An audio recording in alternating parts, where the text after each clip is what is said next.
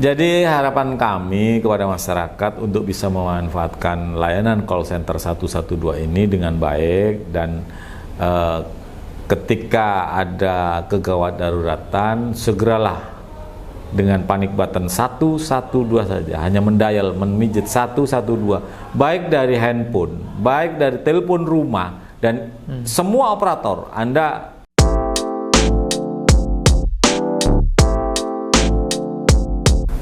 Assalamualaikum warahmatullahi wabarakatuh. Kembali lagi bersama kami di program Madura Talk, programnya Radar Madura TV. Oke, Tretan Madura, kali ini kami bersama Kepala Dinas Komunikasi dan Informasi Kabupaten Sumeneb, yaitu Bapak Ferdiansyah. Assalamualaikum Bapak. Waalaikumsalam warahmatullahi wabarakatuh, Mas Hendri. Gimana Pak kabarnya ini? Alhamdulillah sehat. Alhamdulillah ya. Yang penting sekarang sehat loh. Sehat aja dulu ya. Karena berdasarkan pengalaman sebelum-sebelumnya juga banyak orang yang kemudian kena COVID ya. Dan itu mengganggu aktivitas kerja. Sangat mengganggu sih sebenarnya. Nggak nyaman dengan COVID. Iya. Oke, Tretan Madura kali ini kami memang sengaja bersama Kepala Dinas Kominfo Kabupaten Sumeneb ini ingin bincang-bincang tentang seputar call center Kabupaten Sumeneb. Nah, Sumeneb saat ini sudah memiliki call center dan ini satu-satunya di Kabupaten di Madura. Dan saat ini di Jawa Timur sudah ada 11. Ya. 11 kabupaten yang sudah memiliki call center. Call center ya. Ya.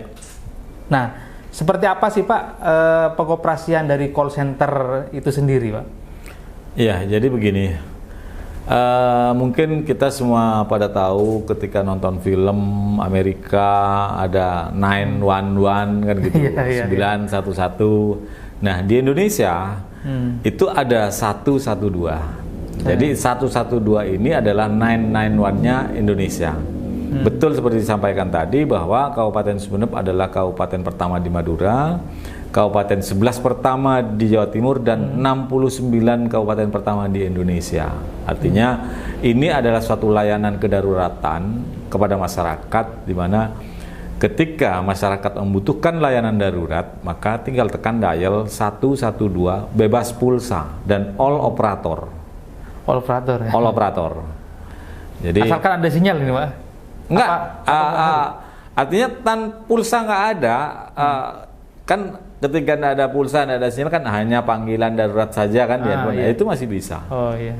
Itu. Jadi nggak susah lah sekarang untuk panggilan itu, gitu Mas Hendri. Untuk call center sendiri ini fungsinya untuk apa saja sih Pak? Ya. Jadi ini adalah layanan panggilan darurat untuk masyarakat. Apa itu panggilan darurat? Jadi panggilan darurat itu intinya ketika seseorang membutuhkan layanan melalui panggilan darurat itu, ketika tidak dilakukan respon cepat atau tidak direspon maka akan membahayakan jiwa seseorang. Jadi berbeda dengan laporan. Contoh misalnya ada telepon masuk, Pak, ada PJU, penerangan jalan umum lampu, ada PJU mati Pak di ruas jalan ini. Oke, apakah ini masuk darurat?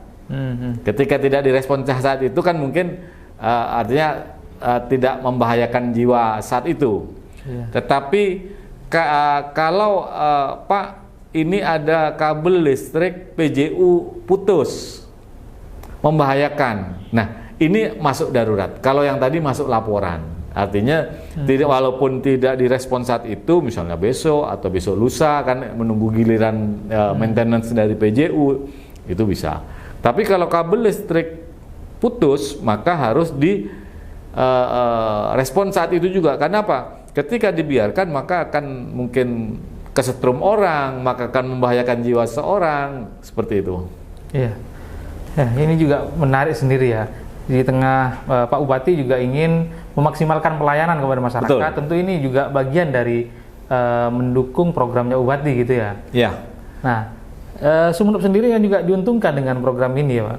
Sangat diuntungkan. Sumeneb memiliki 126 pulau ya. Iya, 126 pulau. Jadi namanya darurat. Jadi layanan-layanan kita yang kedaruratan misalnya ada kebakaran, ada kecelakaan, kemudian ada binatang buas masuk ke rumah, kemudian ada dan hal-hal lain yang bersifat darurat, termasuk misalnya ada perahu tenggelam di tengah laut atau apa dan lain sebagainya, itu adalah kedaruratan dan langsung didial 112 walaupun di tengah laut.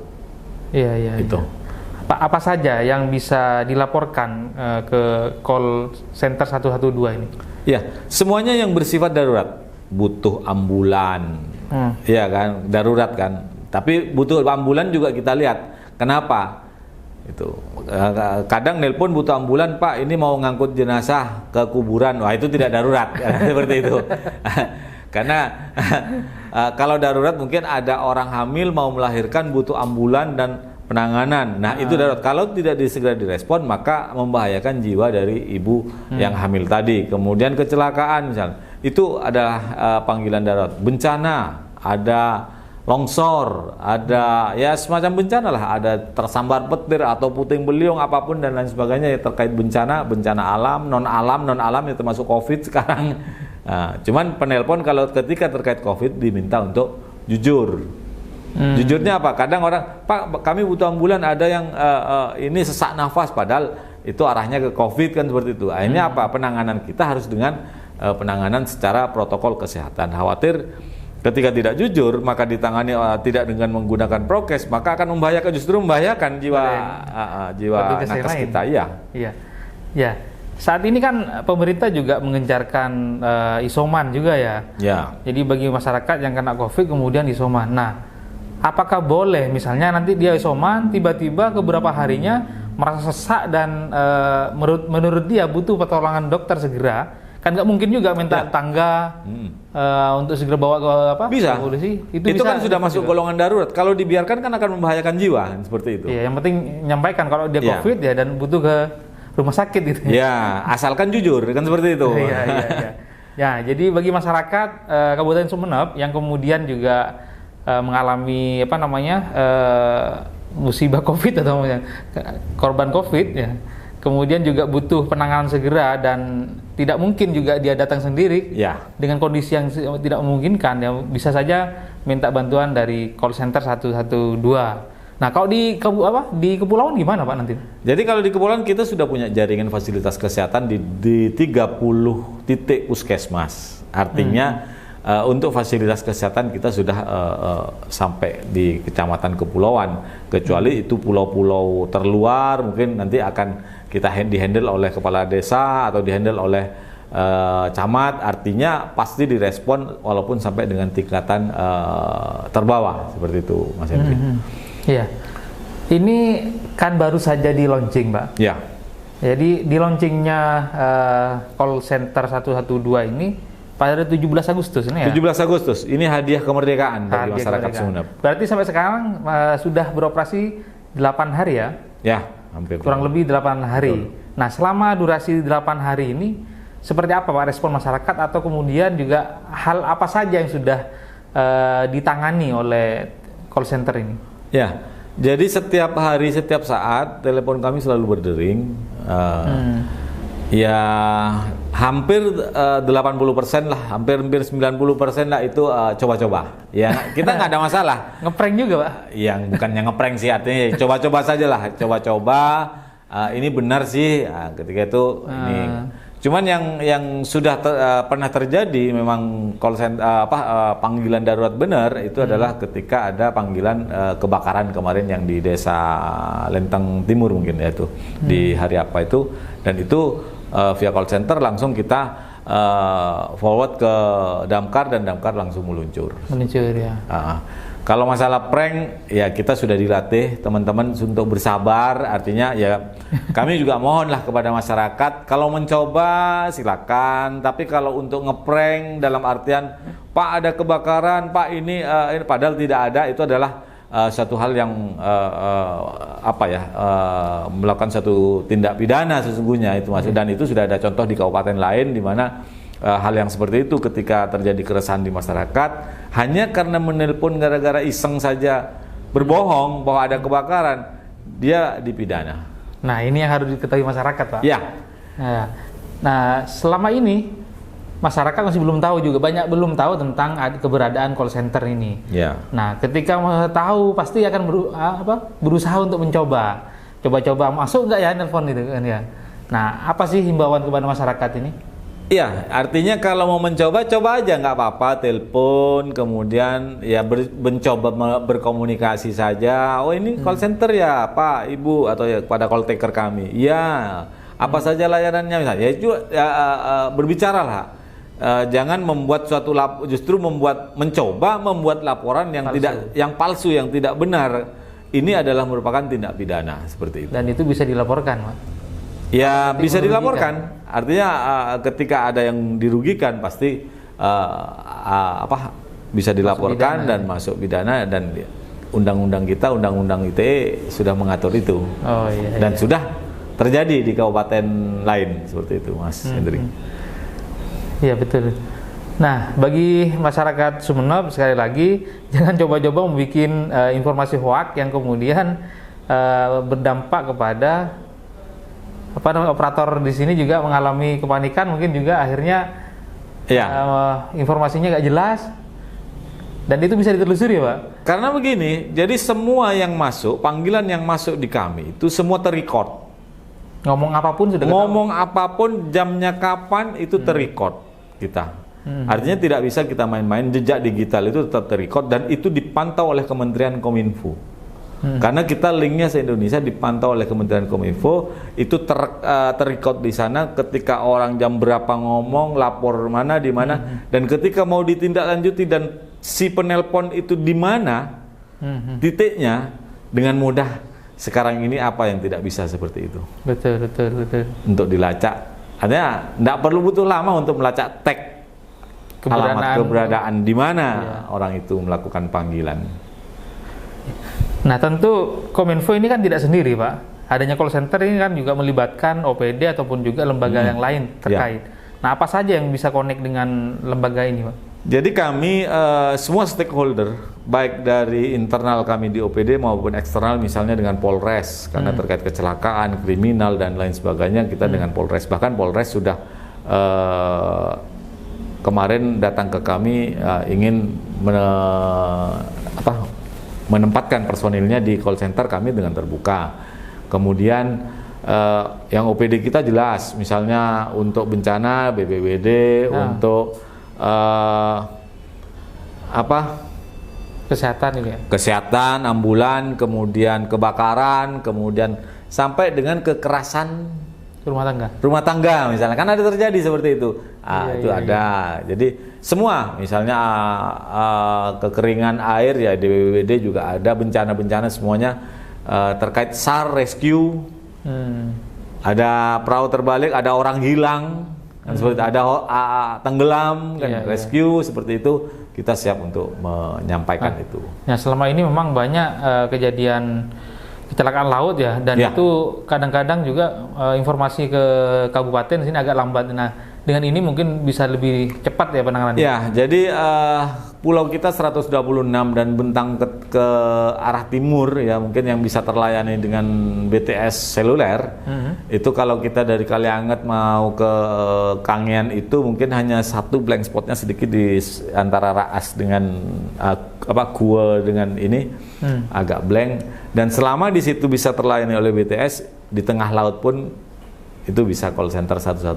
Jadi ketika ada rescue di tengah laut masih bisa, dan tinggal call ke kita, nanti kita akan hubungi misalnya kayak kecelakaan laut, kita ada Polairut, kita ada Basarnas untuk rescue-nya, BPBD, hingga secepat kita itu bisa ditindaklanjuti seperti itu. Kalau cara kerja ini, Pak, ini kan sama. Kabupaten lain juga sama, call centernya kan 112. Ya. Nah, bagaimana kemudian misalnya daerah lain yang nelpon apa juga masuk ke sini atau gimana itu, Pak? Jadi untuk call center 112 Kabupaten Sumeneb ini adalah hanya panggilan untuk di wilayah Kabupaten Sumeneb. Walaupun orang Sumeneb kecelakaan di Banggalan, dia nelpon ke 112 tidak akan terhubung kepada 112 Sumeneb. Tetapi orang Surabaya kecelakaan di Sumeneb, dia dial 112, maka itu panggilannya masuk ke call center 112 Kabupaten Sumeneb. Jadi di wilayah Kabupaten Sumeneb saja untuk panggilannya. Ketika bisa terjadi orang luar ketika ada di border batas, misalnya Batas di daerah. peragaan batas itu, Dan Pamekasan ya ada orang Pamekasan dial 112 tetapi dia menggunakan BTS yang ada di wilayah Kabupaten Sumeneb. Bisa terjadi seperti itu. Orang Pamekasan dial 112 memang butuh, benar-benar butuh misalnya. Masuknya ke Sumeneb, kita akan forward ke Kabupaten Pamekasan nantinya. Oh gitu ya.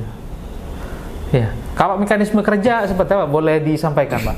Misalnya ada masyarakat yang sudah memberikan laporan nih terkait dengan kebakaran ya. Ya. Nah, mekanisme kerja di sini bisa digambarkan nggak seperti apa itu? Jadi begini, ketika ada laporan masuk, maka itu yang pertama akan dihandle oleh call taker kami.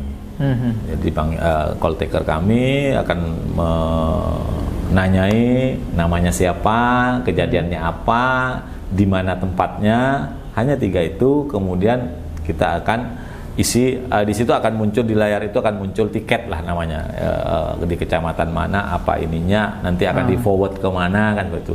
Nah ini sudah urusan kita. Ketika oh ini kecelakaan misalnya, maka itu oh ini Polres. Ketika ditanyakan tadi ada korban nggak? Oh ini butuh ambulan, berarti ke rumah sakit atau dinas kesehatan. Oh ini butuh pengamanan lainnya misalnya Satpol PP, forward ke Satpol PP. Ketika diklik dikirim, maka ketiga-tiganya atau 4 stakeholder itu akan ada alarm. Di sana ada handphone yang sebagai apa, yang memang nangani, atau seperti di Polres itu sudah ada komputer yang dijaga seperti di call center sini. Itu akan berbunyi, ada notifikasi bahwa ada tiket order. Ada tiket order, dibaca, oh ada tadi apa kecelakaan misalnya. Iya. Ya, oh ada kecelakaan di mana? Oh titik lokasinya. Siap, dia langsung meluncur. Dia akan terima tiket lah istilahnya. Kita terima, maka di sini akan prosesnya menjadi handling. Handling berarti sedang dikerjakan oleh penerima tiket. Nah, ketika sudah dikerjakan, nyampe TKP, diselesaikan, maka dia akan melaporkan lagi, selesai. Dan dia dengan handphonenya akan melaporkan dengan fotonya. Klik, sudah selesai, ada kecelakaan sudah ditangani. Kalau yang rumah sakit ambulan itu sudah ada, korban sudah diangkut, fotonya sudah selesai, kemudian yang dari lalu lintas sudah aman, kondisi difoto, selesai. Nah, ketika selesai maka akan terrecord juga kan di sini berapa durasi pengerjaan dari suatu aduan itu, bisa kelihatan. Dan itu akan menjadi data kami, sehingga dalam seminggu misalnya ada berapa panggilan yang prank berapa, ghost berapa, kemudian yang real membutuhkan penanganan berapa, resolve berapa. Nah itu akan kelihatan nantinya kasusnya berapa, kebakaran berapa, ininya berapa, dan itu secara aplikatif, secara otomatis akan terrecord semuanya. Iya, iya. Berarti ini pelayanan semua 24 jam dan masyarakat jangan khawatir ya, bagi yang sudah mengalami musibah ataupun juga ada kejadian apapun yang butuh pertolongan segera, ya segera pencet 112. 112. Jadi kita mengedukasi masyarakat agar masyarakat membrainstorming diri bahwa di benak kita itu ada angka 112, atau di handphone kita bisa disimpan dengan panic button, begitu ada darurat langsung pencet 112. Ada yang kemarin itu ada yang telepon tanya ke kita, Pak kok tidak via WA saja, chat Pak, kok pakai telepon katanya. Sekarang kan sudah trennya WA.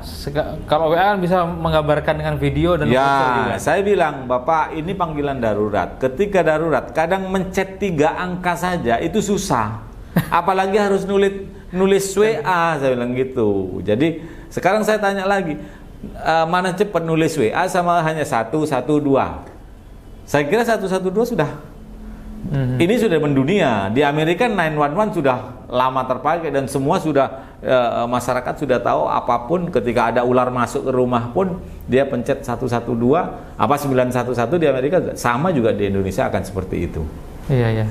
Ini program ini sebenarnya baru atau sudah lama ini, Pak? Program ini baru sepertinya baru 1 tahun di Jawa Timur ya. Yang saya tahu di Jawa Timur itu baru 1 tahun, dan pertama kali pakai itu kota Surabaya, dan makanya di Jawa Timur baru ke 11 kabupaten kota yang menggunakan fasilitas ini. Boleh tahu nggak Pak, prosedur bagaimana harus kabupaten harus bisa mengajukan ini call center ini? Sebenarnya komitmen saja. Jadi memang untuk mengajukan layanan call center 112 ini kan kewenangannya ada di Kementerian Kominfo untuk bisa membuka akses layanan bebas pulsa ini kepada semua operator. Jadi kita mengusulkan kepada Kementerian Kominfo, dan nanti Kementerian Kominfo akan memverifikasi apa saja sarana prasarananya sesuai standar, ada standarnya di sana. Misalnya komputernya harus speknya ini, kemudian personilnya bagaimana, semua ketersediaan itu sampai ketersediaan ruang tunggu, ketersediaan musola, kemudian lain-lainnya semua dicek. Dan alhamdulillah kami membangun ini kemarin nggak ribet, 1 bulan selesai, alhamdulillah. Harus izin juga tuh? Iya dong. Ini kan aksesnya dari Kementerian Kominfo, dan kami sudah mengantongi sertifikat itu kemarin. Ada sertifikat dari Kementerian Kominfo kepada Kabupaten Sumeneb untuk menggunakan dial 112. Ya, untuk ke depan program ini apa ada nih Pak? Ada rencana penambahan semacam entah fitur apa? Melengkapi itu Pak. Jadi memang tidak menutup kemungkinan kami masih ada sarana-sarana yang belum lengkap, tetapi misalnya seragam. Contoh misalnya, ke depan kami akan seragamkan mereka call taker, tidak menggunakan baju, karena personil kami itu dibantu dengan Satpol PP. Jadi yang menjaga itu adalah dari Kominfo dan Satpol PP, karena 24 jam, 3 shift, dari jam pagi jam 7 sampai jam 3 sore, jam 3 sore sampai jam 10 malam, 10 malam sampai jam 7 pagi. Ini bergantian terus 24 jam. Jadi mereka itu cukup capek lah sesungguhnya. Jadi melayani itu 24 jam. Ya, mudah-mudahan masyarakat kita paham bahwa layanan call center 112 itu adalah hanya untuk kedaruratan, tidak sebagai ajang untuk prank-memprank. Seperti itu. Jadi kalau keluhan ya tidak semantasnya disampaikan di situ ya, bukan ruangnya Pak. Kalau keluhan, laporan. Ya, laporan pelayanan misalnya tidak. Jadi ini hanya layanan kedaruratan saja. Ya, khawatir masyarakat kan juga mumpung ada call center nih, semuanya laporan Pak, jalan di sini kurang enak, jalan di sini rusak. Nah, ini udah beda kamar gitu. Ini hanya untuk panggilan kedaruratan saja, dan apa itu darurat sudah saya jelaskan tadi. Ketika tidak direspon maka membahayakan jiwa seorang secara langsung. Tidak, misalnya ini kalau jalan berlubang kan bisa membahayakan, juga ada kecelakaan, bisa meninggal juga. Iya sih kan, seperti itu. Tetapi kan sebatas lubangnya sampai di mana, dan masih akan kan seperti itu. Tapi ini betul-betul sudah real ada kejadian seperti itu. Jadi kalau berupa semacam laporan seperti itu hanya disampaikan saja kepada dinas terkait mungkin ya? Iya, tetap kami tampung, tapi kami sampaikan kepada masyarakat bahwa ini tidak termasuk dalam kedaruratan. Jadi untuk layanan kami itu kalau bersifat laporan tetap kami tampung Mas Hendri. Jadi tetap kami tampung, tetapi kita sampaikan bahwa ini adalah bukan kegawat daruratan. Tetapi ini hanya bersifat laporan, akan kami tindak lanjuti teruskan kepada OPD yang terkait. Artinya khawatir karena ini darurat, wah ini telepon 112 aja biar laporan ini cepat ditangani kan, seperti itu. Jadi kami sampaikan laporan ini artinya tidak harus besok harus bisa diselesaikan, hari ini harus diselesaikan, karena ini bersifat laporan. Kemudian kalau kedaruratan ya tetap kita jalankan. Jadi laporan-laporan nggak ditolak, orang coba-coba aja kita handle kok. Apalagi laporan tetap kita tampung, cuman kita jelaskan bahwa itu bukan bukan kedaruratan. Dan yang paling penting call taker kami sudah kami briefing. Artinya kami briefing itu sudah kami beri bekal untuk bagaimana menangani orang, ya kan, menangani orang yang melaporkan ketika dengan panik. Jangan sampai justru orang melaporkan panik, kita ikut panik kan, seperti itu. Ini hal yang krusial kadang. Ya. Terima telepon ada kebakaran, di mana itu? Gimana sampai jadi kebakaran? Ini kan jadi ikut panik. Nah, justru kita briefing untuk bisa mendinginkan. Yang paling susah itu kan membedakan prank dan tidak. Nah, iya. Itu kita bekali juga call taker kami bagaimana memilah, menganalisis bahwa setiap penelpon yang ada itu adalah prank atau tidak. Misalnya saya kasih contoh ketika ada laporan kecelakaan. Logika kita ketika melaporkan ada kecelakaan pasti back sound di belakang itu ada hiruk pikuk orang. Iya. Ada kecelakaan, waduh seperti ini ya. Nah, ketika melaporkan adanya kecelakaan, tetapi backsoundnya itu di belakang senyap, nggak ada apa-apa. Wah, ini kayaknya di kamar ini, seperti itu. Sama dengan kebakaran juga pasti ada hiruk pikuk di belakang backsoundnya. Ketika hanya melaporkan senyap, ya boleh dikatakan. Selama ini ada nggak yang coba-coba seperti itu, Pak? Ada juga sih, cuman kita kan sudah dibekali ketika ditanyakan tempatnya ini mengarah kepada titik. Mereka sudah kadang mematikan sendiri teleponnya. Iya. Terkait dengan pengembangan dari call center sendiri, Pak, seperti apa ini ke depannya? Iya. Jadi call center ini adalah merupakan cikal bakal bagaimana kita melayani pada masyarakat, di mana ini adalah bagian terkecil, di mana kami mempunyai rencana ke depan, mudah-mudahan bisa terwujud. Kabupaten Sumeneb ingin mempunyai semacam command center atau COC, City City Organizer Communication. Jadi kayak semuanya ada di sana. Jadi suatu ruangan besar, di situ ada layar, di situ ada tampilan seluruhnya, ada CCTV kota ditampilkan di sana, data-data ada di sana. Jadi justru itu lebih cepat dari call center. Misalnya ada kan sudah CCTV banyak. Iya. Dipantau 24 jam juga. Ketika ada kecelakaan kan langsung terlihat itu di mana. Jadi sebelum orang nelpon kita sudah tahu bahwa ada kecelakaan. Itu adalah comment center kita. Termasuk ketika ada BMKG, adalah peringatan bahwa ke depan ada cuaca ekstrim. Kemudian kita mencoba menggunakan teknologi yang ada, misalnya dengan alat komunikasi yang ada yang sedang kita rintis ini, misalnya di pasar ada kerumunan, kan ada CCTV, kita langsung dari command center bisa mengkomandokan suaranya ada di sana, tolong bapak yang baju merah atau ini kalau di perempatan kota yang tidak pakai helm, kita langsung bisa tegur dari command center. Dan call center 112 adalah bagian juga dari command center. Itu adalah mimpi kami command center di Kabupaten Sumeneb. Mudah-mudahan ini ke depan bisa terwujud. Tapi itu butuh biaya yang besar juga, karena hampir di semua sisi sudut kota harus punya CCTV. Ya wajib lah. Artinya ketika kita menginginkan satu teknologi nggak ada yang murah kan. Jadi teknologi mahal, tetapi ketika harga itu kita lihat dan ketika dibandingkan dengan manfaat, maka harga tidak akan ada masalah. Saya yakin seperti itu. Kira-kira tahun berapa ini direncanakan untuk penganggarannya juga? Ya ini masih berangan-angan, Mas.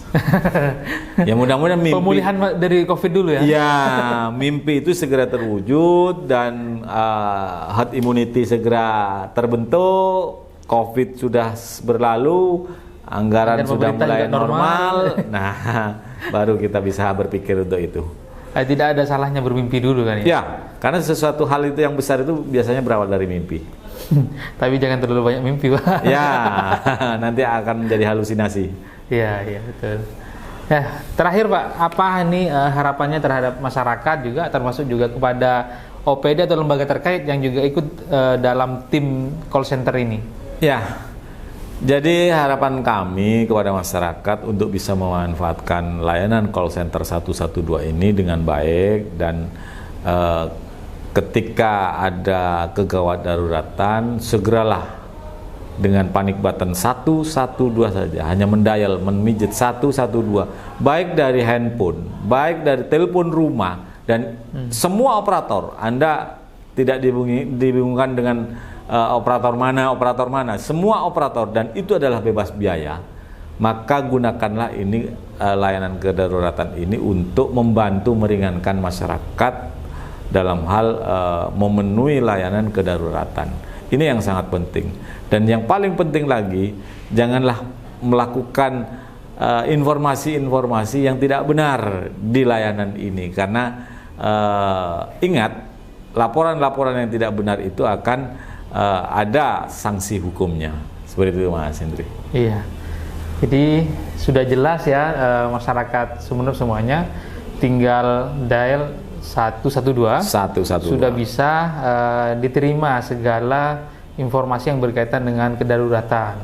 Jadi kalau hanya berkaitan dengan keluhan yang tidak begitu darurat, ya jangan sampai dicurhatkan di situ ya. Ada kelasnya lagi, tapi tidak ada salahnya. Call center juga menampung itu, cuma tidak akan langsung segera diatasi ya. Akan disampaikan kepada dinas terkait. Oke, sudah jelas seperti itu apa yang ada di dalam program call center 112. Jadi bagi masyarakat sekali lagi yang butuh layanan darurat, segera langsung tekan tombol 112.